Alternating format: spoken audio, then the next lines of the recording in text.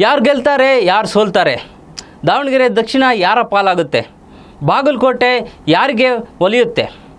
ಈ ಎರಡು ಉಪಚುನಾವಣೆಯ ಜೊತೆಗೆ ಪಂಚರಾಜ್ಯ ಚುನಾವಣೆಯ ಫಲಿತಾಂಶಕ್ಕೆ ಕೌಂಟ್ ಡೌನ್ ಶುರುವಾಗಿದೆ. ಇವತ್ತು ನಿಜಕ್ಕೂ ಎಲೆಕ್ಷನ್ ರಿಸಲ್ಟ್ ಡೇ. ಅಂದರೆ ಯಾವ ಪಕ್ಷಗಳು ಹಿಡಿತವನ್ನು ಸಾಧಿಸುತ್ತವೆ, ಯಾವ ಪಕ್ಷಕ್ಕೆ ಸೋಲಿನ ಕಹಿ ಸಿಗುತ್ತೆ. ಚುನಾವಣೆಯ ಜಿದ್ದಾಜಿದ್ದಿನ ಬಳಿಕ ಮತದಾರರು ಕೊಟ್ಟ ತೀರ್ಪಿನ ಫಲಿತಾಂಶವನ್ನು ನೋಡುವ ಕ್ಷಣ ಎದುರಾಗಿದೆ. ಅಭ್ಯರ್ಥಿಗಳಿಗೆ ಅಷ್ಟೇ ಅಲ್ಲ, ಚುನಾವಣೆಯನ್ನು ಎದುರಿಸಿದಂಥ ಕಾಂಗ್ರೆಸ್ ಬಿಜೆಪಿ ನಾಯಕರು ಹಾಗೂ ಕಾರ್ಯಕರ್ತರಿಗೂ ಕೂಡ ಇವತ್ತಿನ ಚುನಾವಣೆ ಬಹಳ ನಿರ್ಣಾಯಕವಾಗಿದೆ. ದಾವಣಗೆರೆ ದಕ್ಷಿಣದಲ್ಲಿ ದಿವಂಗತ ಶಾಮನೂರು ಶಿವಶಂಕರಪ್ಪನವರ ಮೊಮ್ಮಗ ಸಮರ್ಥ ಶಾಮನೂರು ಅವರು ಕಣದಲ್ಲಿದ್ದಾರೆ ಕಾಂಗ್ರೆಸ್ನ ಪರವಾಗಿ. ಬಿಜೆಪಿ ಈ ಬಾರಿ ಶ್ರೀನಿವಾಸ್ ದಾಸಕರಿಯಪ್ಪನವರಿಗೆ ಟಿಕೆಟ್ ಕೊಟ್ಟು ಅದೃಷ್ಟ ಪರೀಕ್ಷೆಗೆ ಇಳಿದಿದೆ.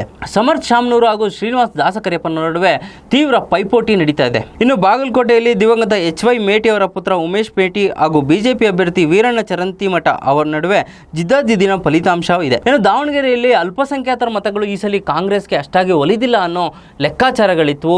ಈ ಅಭಿಪ್ರಾಯದಿಂದ ದಾವಣಗೆರೆ ದಕ್ಷಿಣದಲ್ಲಿ ಯಾರು ಗೆಲ್ತಾರೆ ಅನ್ನೋ ಕುತೂಹಲ ಜೋರಾಗಿದೆ. ಬಾಗಲಕೋಟೆ ಕ್ಷೇತ್ರದಲ್ಲೂ ಕೂಡ ಗೆಲುವು ಈ ಬಾರಿ ಬಿಜೆಪಿಗೆ ಒಲಿಯುತ್ತಾ ಅಥವಾ ಕಾಂಗ್ರೆಸ್ಗೆ ಒಲಿಯುತ್ತಾ ಅನ್ನೋದು ಇವತ್ತಿನ ಮಧ್ಯಾಹ್ನದ ವೇಳೆಗೆ ಸ್ಪಷ್ಟವಾಗಲಿದೆ. ದಾವಣಗೆರೆ ದಕ್ಷಿಣ ಹಾಗೂ ಬಾಗಲಕೋಟೆ ಉಪಚುನಾವಣೆಯ ರಿಸಲ್ಟ್ ಬಹಳ ಪ್ರಮುಖವಾದದ್ದು.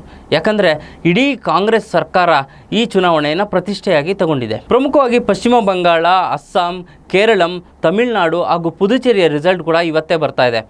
ಮತದಾರರ ಕೊಟ್ಟ ತೀರ್ಪು ಏನು ಅನ್ನೋದು ಈಗಾಗಲೇ ಚುನಾವಣಾ ಎಣಿಕೆಯಲ್ಲಿ ಬಯಲಾಗ್ತಾ ಇದೆ. ದಾವಣಗೆರೆ ದಕ್ಷಿಣ ಹಾಗೂ ಬಾಗಲಕೋಟೆ ಉಪಚುನಾವಣೆ ರಿಸಲ್ಟ್ ಹಾಗೂ ಪಂಚರಾಜ್ಯದ ಫಲಿತಾಂಶಕ್ಕಾಗಿ ಸಂಯುಕ್ತ ಕರ್ನಾಟಕ ಯೂಟ್ಯೂಬ್ ಚಾನಲ್ನ ನೋಡ್ತಾ ಇರಿ.